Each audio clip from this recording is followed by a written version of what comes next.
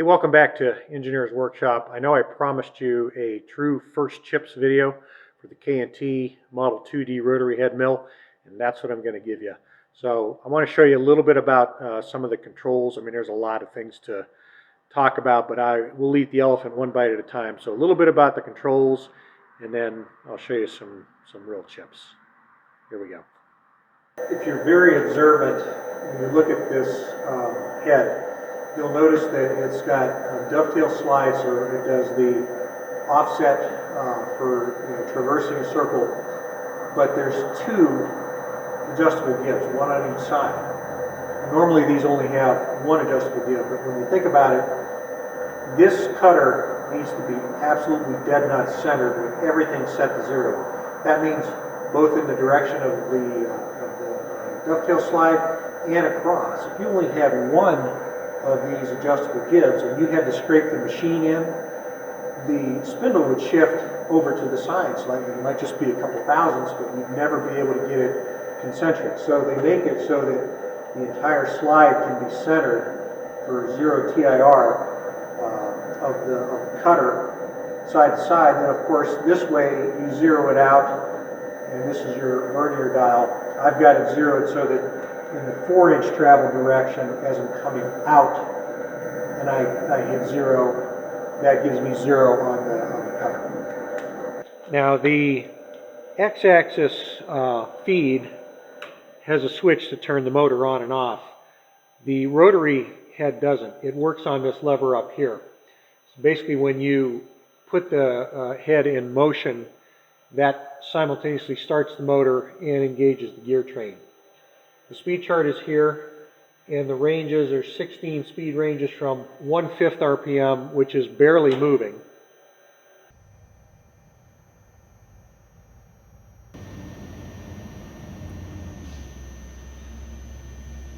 The high speed I can only describe as hauling ass.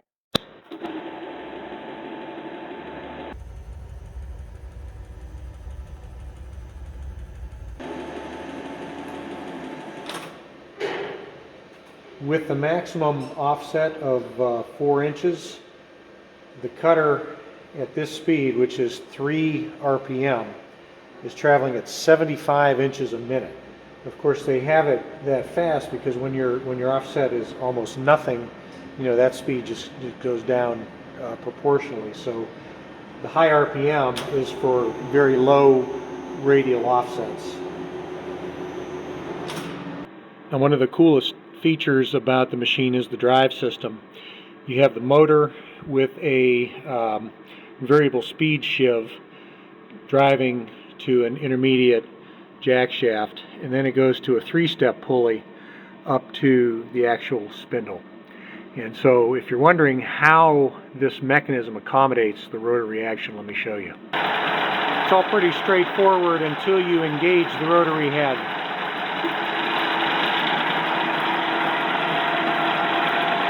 Then you can see the entire drive oscillates, and through a sliding bar linkage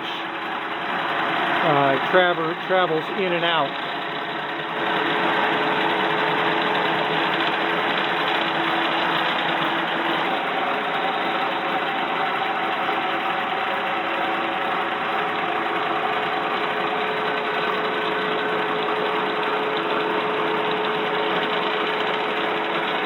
One nice thing to machine would be these little aluminum ingots. My son poured these into cookie tins.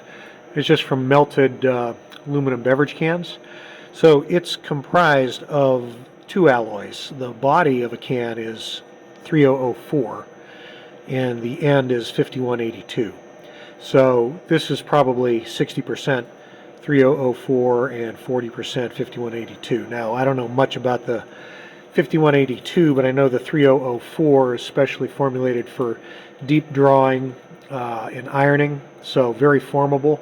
Should be a pretty easy to machine little chunk. I'm just going to put a couple of flat sides on it and dust off the top.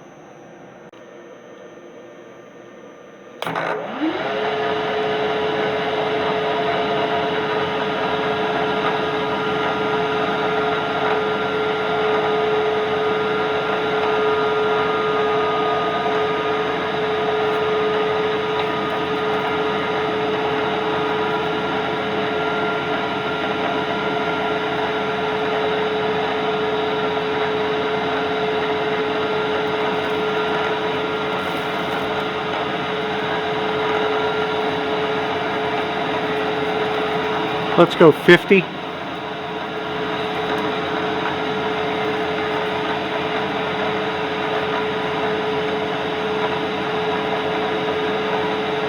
Okay, 50 thousandths.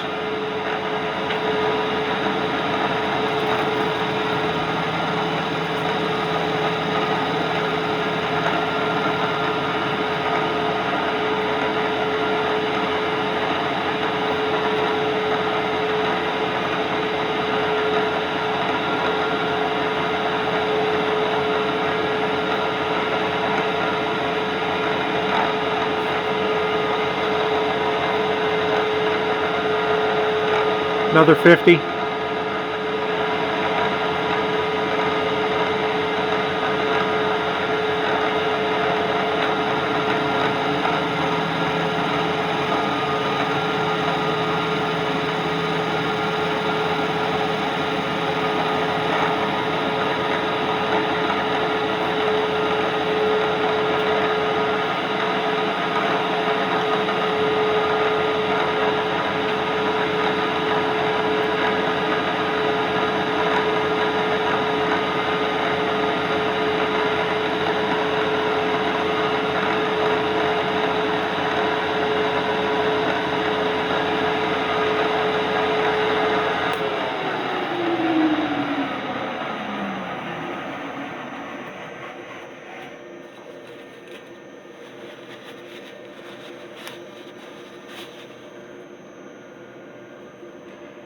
So again, I can see it, but I can't feel it. I think you'll appreciate the perspective on this one. I've got the cutter just visually centered up with the ingot, and what I'm going to do is I'm going to offset the head.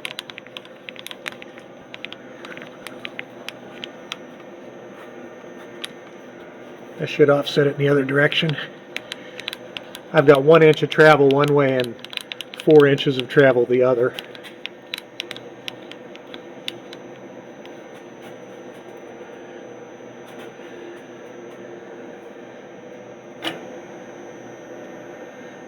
Now what it will do is we'll have the camera follow the path of the cutter. It's the camera and the cutter that are moving, not the piece.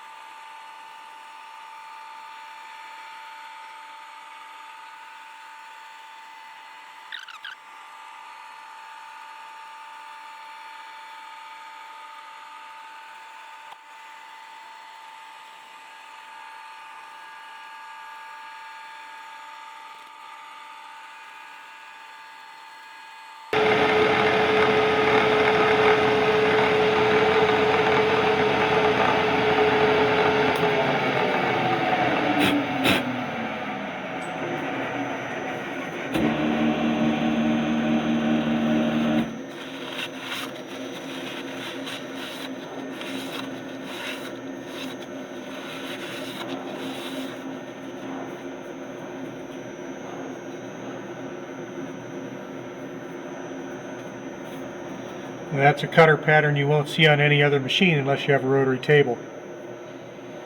That really is a pretty finish.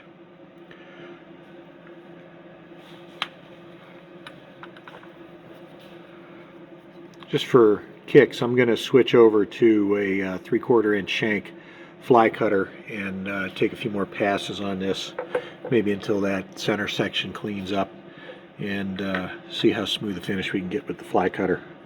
Okay, we have the fly cutter set in here, 1200 RPM. I'm just going to work on this surface and take maybe, let's try 10 thousandths. I'll touch off, back up the table, and do 10 thousandths cut. See how it looks.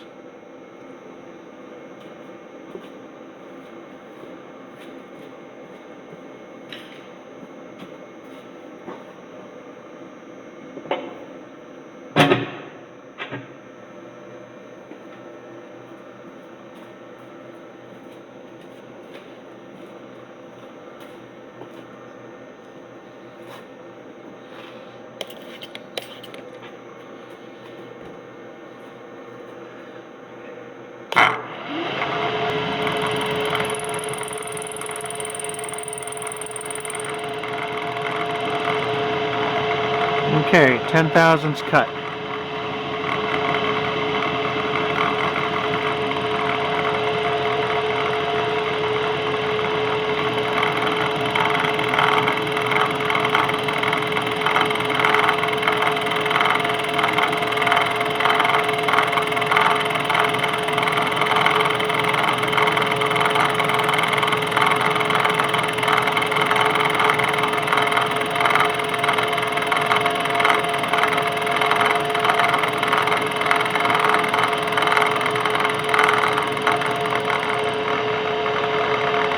Now I'm going to come up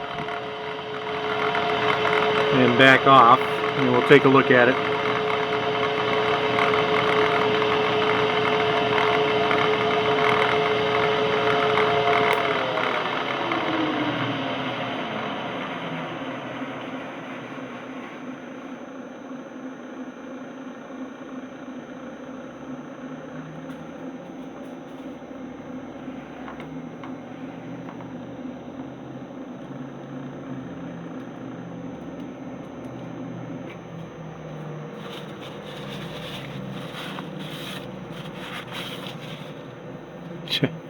It's like glass.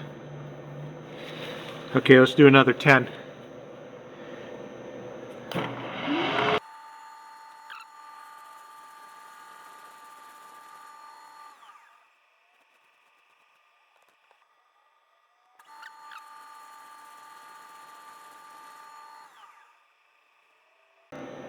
This time I'm just going to take 3 thousandths as kind of a finish pass. See if that helps out.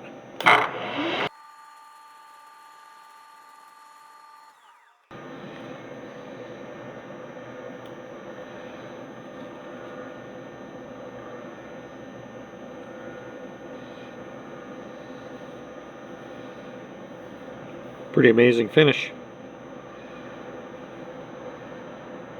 I've got these little blocks that I made out of 1.5" square by 1/4" wall tubing that are actually they're going to serve as risers for the Ruston Hornsby engine until I get it precision leveled. Now these don't have to be perfectly square, but they all fit in the vise, and it's just a perfect little piece to dust off the 4 sides and make them perfectly parallel.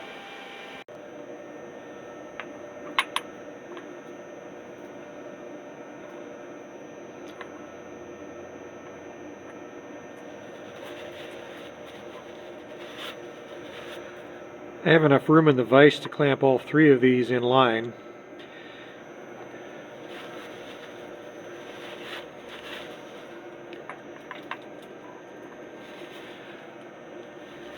I'm going to use a piece of copper wire on the front side to kind of give a little bit of squish so that if there's any differences in width, they'll all be held equally.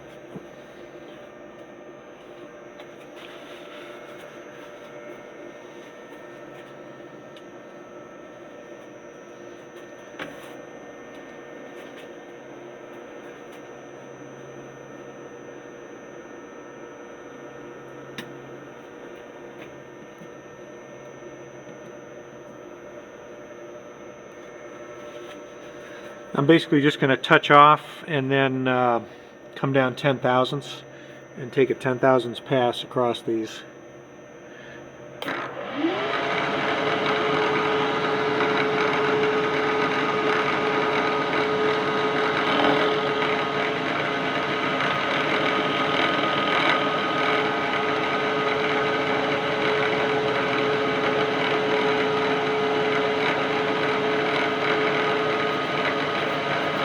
Okay, coming down 10.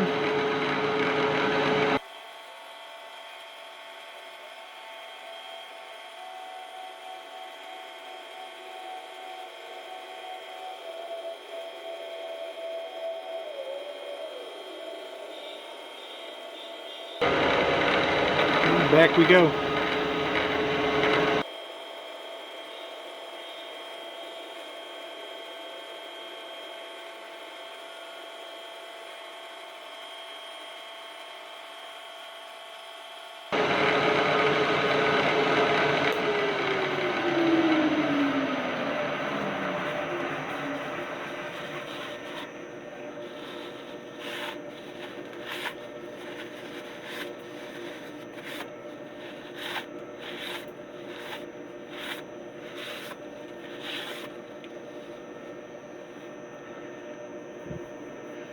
That is a beautiful finish. You can see the cutter path, but I sure can't feel it. Now, keep the tool at the same depth. We'll flip it and then we'll get the other side. Back to the 3 spacers. Now I'm just going to take a light cut on these. Let's do 5 thousandths.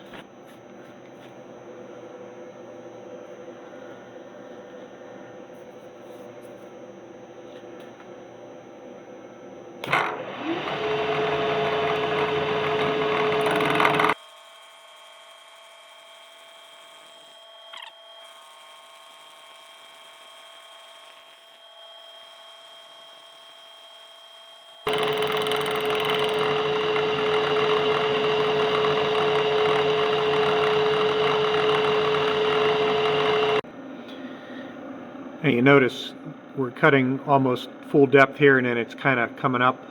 That's not a difference in height. What I saw was happening was the vibration from the cut was slowly pushing the quill up just a bit. So I'm snugging up the quill knot a little bit. I'm going to reset, take another couple thousandths.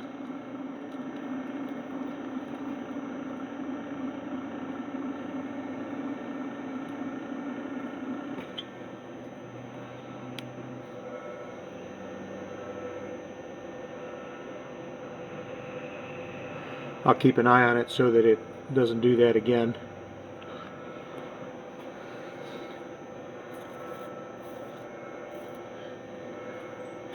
Rotate the head a little bit and get the handle out of the way.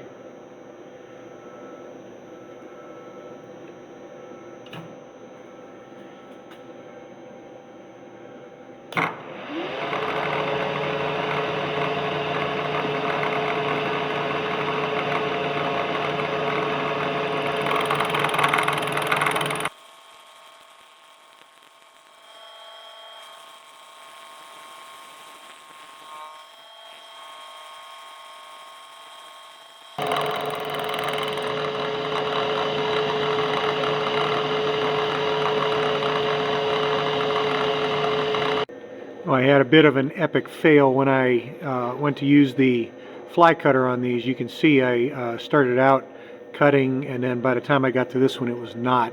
And I can feel like some kind of pickup or a little bit of a burr on here.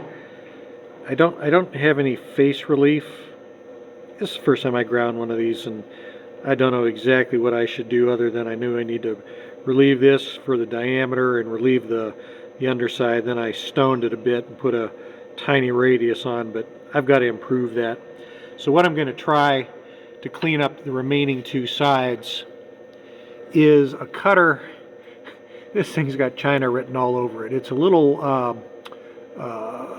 four insert cutter, uses round carbide inserts, and it's got a 3/4 inch straight shank with drive dogs. I'm not expecting a great finish out of this, but we'll see. So I'm going to load this in, and we'll drive this around over the remaining 2 surfaces of these little temporary riser blocks, which I'm going to use to level up the Ruston Hornsby engine and just clean up the 2 remaining surfaces. So I'm just going to touch off and take a very light cut on this, and it's a big enough cutter diameter that I should be able to do this in one pass.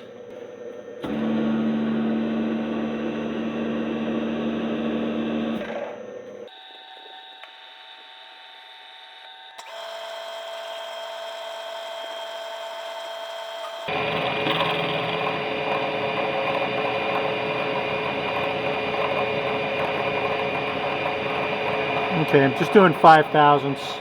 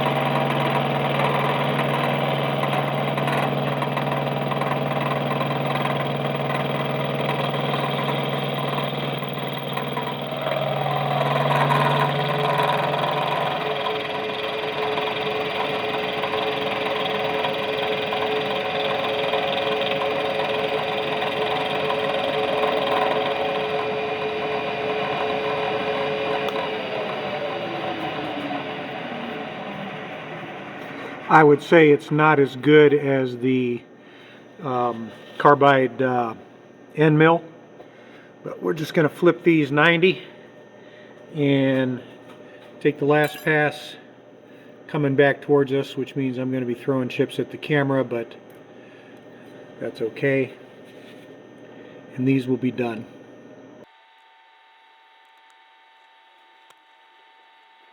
And once again, the copper wire is for point contact.